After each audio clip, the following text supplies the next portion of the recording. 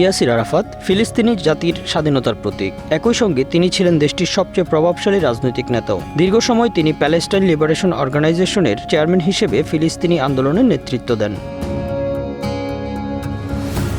1994 সালে শান্তি প্রতিষ্ঠার প্রচেষ্টার জন্য নোবেল শান্তি পুরস্কার অর্জন করেন তিনি। আরাফাত একদিকে যেমন ছিলেন সশস্ত্র সংগ্রামের মুখ, অন্যদিকে শান্তিপূর্ণ আলোচনারও কণ্ঠস্বর। তার জীবন ছিল সংগ্রাম, আশা ও বিতর্কে ঘেরা। 2004 সালের 11 নভেম্বর ফ্রান্সের একটি সামরিক হাসপাতালে ইয়াসির আরাফাতের মৃত্যু ঘটে। মৃত্যুর কারণে তখন বলা হয়েছিল অজানা রক্তের অসুস্থতা, তারপর স্ট্রোক। কিন্তু সময় যত গড়িয়েছে রহস্য তত গভীর হয়েছে।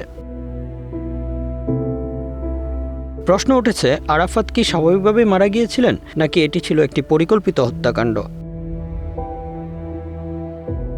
2004 সালের অক্টোবরে হঠাৎই অসুস্থ হয়ে পড়েন ইয়াসির আরাফাত। দীর্ঘদিন ধরে রামাল্লার মোকাতা সদর দপ্তরে অবরুদ্ধ থাকা এই নেতা প্রথমে জ্বরে, বমি এবং পরবর্তীতে রক্তের প্লাটিলেট কমে যাওয়ার সমস্যায় ভুগছিলেন। অবস্থার অবনতি হলে তাকে নেওয়া হয় ফ্রান্সের পোর্সি সামরিক হাসপাতালে।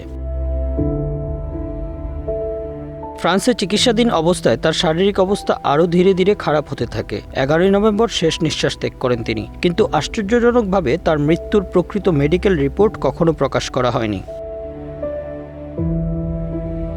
2011 সালে আল জাজিরা একটি অনুসন্ধানী প্রতিবেদন প্রকাশ করে, যেখানে দাবি করা হয় আরাফাতের ব্যবহৃত কিছু পোশাক ও জিনিসপত্রে পোলোনিয়াম-210 নামে এক মারাত্মক রেডিও অ্যাক্টিভ বিষের উপস্থিতি পাওয়া গেছে। এর ফলে নতুন করে সন্দেহ দানা বাঁধে, এটি কি একটি রাজনৈতিক হত্যাকাণ্ড ছিল?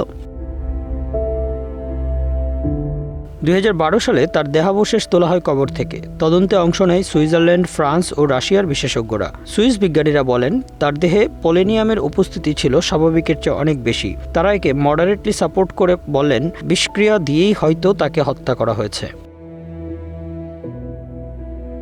আরাফাতের স্ত্রী সুয়া আরাফাত সরাসরি এই মৃত্যুকে রাজনৈতিক হত্যাকাণ্ড বলে দাবি করেন। তার অভিযোগ, আরাফাতকে খুব কাছের কেউই হয়তো বিষ খাইয়েছেন। কেউ কেউ ইসরায়েলকে দোষারোপ করে, আবার কারো অভিযোগ ফাত্তা দলীয় প্রতিদ্বন্দ্বী মোহাম্মদ দাহান আলাহের দিকে, যদিও এইসব দাবির পক্ষে কোনো সুস্পষ্ট প্রমাণ পাওয়া যায়নি। ফরাসি ও রাশিয়ান দল পোলোনিয়াম বিষক্রিয়ার বিষয়টি নিশ্চিত না করেই তদন্ত শেষ করে। 2018 সালে ফ্রান্স এই হত্যার মামলা বাতিল করে। 2021 সালে ইউরোপিয়ান মানবাধিকার আদালতও নতুন করে তদন্তের আবেদন খারিজ করে দেয়। Bangla affairs news desk.